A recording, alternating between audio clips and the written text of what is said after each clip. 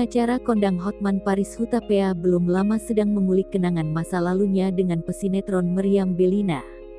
Meski mengaku jatuh cinta ke Meriam Bellina, Hotman Paris pernah secara jujur mengenai hal itu kepada sang istri, Agustiane Marbun. Hotman Paris pun mengungkap reaksi sang istri saat dirinya mengaku jatuh cinta kepada Meriam Bellina. Setelah itu ia mengatakan, "Jangan paksa saya untuk memilih sekarang," ujar Hotman Paris ketika mengaku telah jatuh hati pada artis kepada istrinya. Rupanya, buah kesabaran dari istri Hotman pun terlihat. Tak berapa lama, hubungan Hotman dengan artis senior itu pun kandas. "Buah kesabaran dari istri saya membuat dia jadi pemenang," tegas Hotman. Pada kesempatan itu, Hotman pun menasihati para perempuan agar tidak terburu-buru saat pasangannya tergoda dengan perempuan lain.